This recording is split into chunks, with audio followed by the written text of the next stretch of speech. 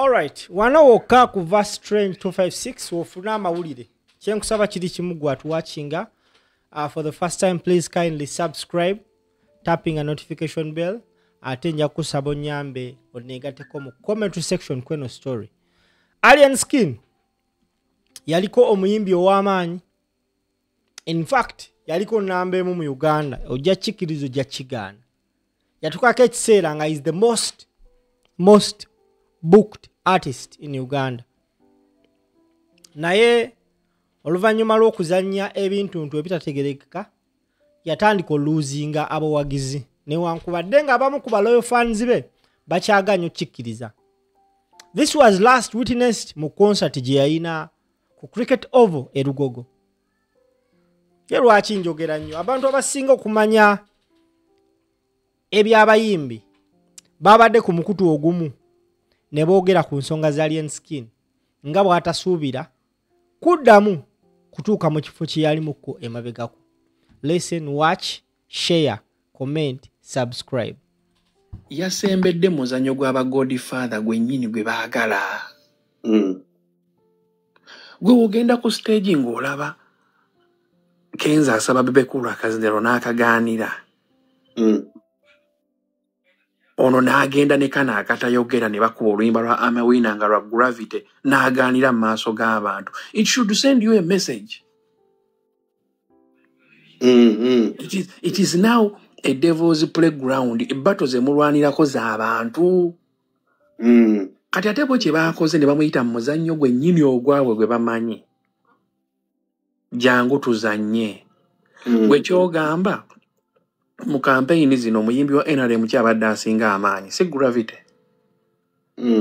Lwaki we baatuusizza okwagala okukendeeza amaanyi ga Bobi Wine aluwa baatutte Alien? Simani. It is to bury you there. Walahi. Nti after bakututolemese then akasajja ne kafuna recording numbers. Oba okyali relevant. Obo good the same day. On the same day kye baakoze aba NRM. Nabo ne bakola laaleeri. Ne bakola laale ne bategeka gala nti waliyo emipiira gya ghetto biki. Era omuyimbi agenda okubeerako Alien Skin. On the same day. Bamukozeseza baga. Era gufulufika gwambuuzizza. Bo abaakututte tebabyagala. Bebe Cool wamulabyeyo, Gravity wamulabyeyo. They are taking you in the game. Kugwikiriza ensonga ssebo. Sikuzigwikiriza. Full Figure has been here for the last 25 years in the industry. She's been watching. So ebintu ebisinga byayogera aba amanyi kyakugamba. Kati kyekyo kye ndi mu kunogerako kye nkugamba nti we baategedde mbwe ali serious. Now they are treating him in a serious way. Nti ofuuse muyimbi ali serious kale tulage ku banene olina contacts mmeka.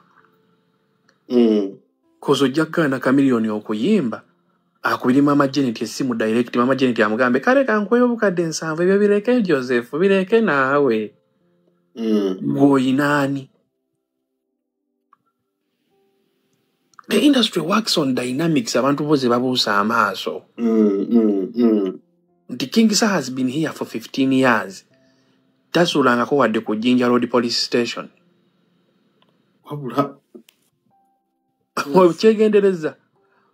Wadde ku Jinja Road Police Station nti kansa uno naye nga wali mu bayimbi saa ayinza okuba ali mu top 10 mu basinga okukuba empi.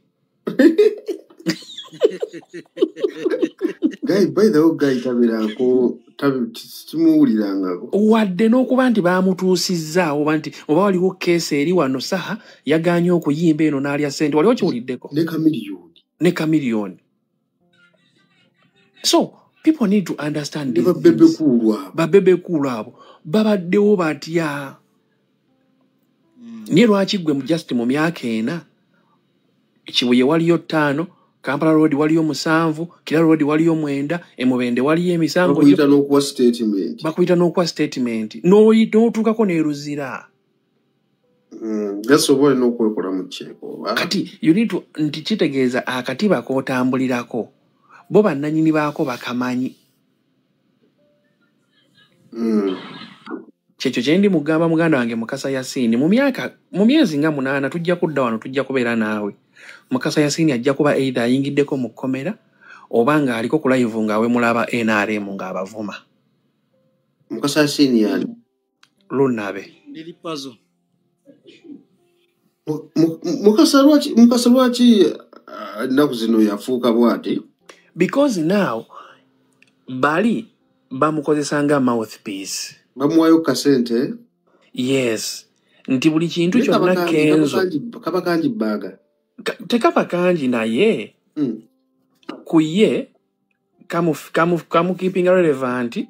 Atawulira nti maanyi.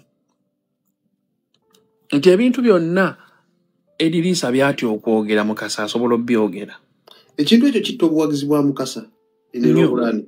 Nnyo. Kimutira obuwagizi. Nanti n'omuwagizi wo gavana waliwo ekizibu ky'ogenda otuuka kagambe ne mwana abadde ayogera nnyo n'eŋŋambo baabasajja yeesiga kyokitegeera. Naye ate Bebe Cool omanyi lwaki nti oluusi n'abanuupu bavuma music ne batavuma personality ye. Bebe Cool even before Bobby Wine going into politics, Bebe Cool was NRM. Yeah. So to him it is not about Bobby Wine versus Bebe Cool. Kubale taata wete yamuwagira yeso. Kubale taata wete yamuwagira bidandi. Ye consistency gye tubadde twogerako. Ntira ne system y'obukipa we yatandikira kwani? Kuye. Kwanko Moze. Anko Moze, Anko Big Eye. Naye keeping a consistency paka leero. Kati gwe Mukasa. Obuzibu bwe tulina bwe. And actually also Big Eye's consistency since he changed has paid off because like mulabe leero ku concert nga abantu bamwagala. And this is the thing. Calculation ya Big Eye wenjagalidde. Believe it or not, 31 Big Eye ajja kujja nga toyina nsonga lwaki tomuwa kaadi ya NASA na municipality. Time ejja kuba emaze omuyitamu. Consistency abaddewo nti ne bwe baamumma kaadi olunaku lwe baagimumma yasigala apostinga Kyagulanyi president wange. Buliraale n'agiyimba. Mugezi tayagala kuswala mirundi ebiri. Tayagala kuswala mirundi ebiri. Yesaha mbuwe yayokya kutubonga nawe boycott ya tubonga nawe we yabayitamu bonna. We yagiwona, he never went back. Yeah. Tu abadde ayimba olidde wagambidde Green Family gye muli. Mugezi amanyi nti ekyalo ekyo kirina amaanyi. Omuntu alina abagoberezi miliyoni 2.5 ku online. Nga ku Instagram ayinako abantu 13,000. Facebook ayinako 10. Si musiru. Gwokimanyi nti concert ya Saha etuuse ekiseera nga aba Green Family baagala bagula tiketi nnyingi osinga aba Grace. Aba Grace ki? Oyo omukazi wa Saha omulala omuwala omulungi ow'ebbi n'omweru. Naye alina abawagizi. Abayitirivu. Pannange. Era posti obadde ng'oziraba nga olaba eyoono enkya n'ogenda n'olaba eyoono ng'olugoye Winnie wa mami walwambala leero enkya oli ng'alugula ng'alwambala nga bagamba naye yo gwe yasinza onnyuma. Bonna bakyala ba mukulu. Nkugambye ono we yayita mu kikuubo ng'ayambadde ovulo ng'atunda tiketi. Oyo omwana saana alina ebisima by'abakyala. Abo bakyala be. Si bakyala be kyokka anko, si bakyala be kyokka. Ndingiso ze. Zitambuza music ezo. Zitambuza endongo. Gwokimanyi nti ekyo saa kyakola. Waliwo muyimbi gwe kyalema. Banange kyamulema kyamuluma. Ani oyo? Banange gavana omuyimbi oyo kyamuluma. Kubanga jjukira mu inbox ya Winnie wa Maaza omuyimbi oyo yaliyo. Kutidde. Yaliyo. Soko mbuuse. kati okimanyi nti Winnie Wamaza yekka mu Green Family yatunze tiketi 500. Can you imagine? Are you sure? 1,500. Green Family 1,500. It has that impact, mate. Impact yeyo. Grace yekka abali team Grace nga bina ne bigwa tiketi bina.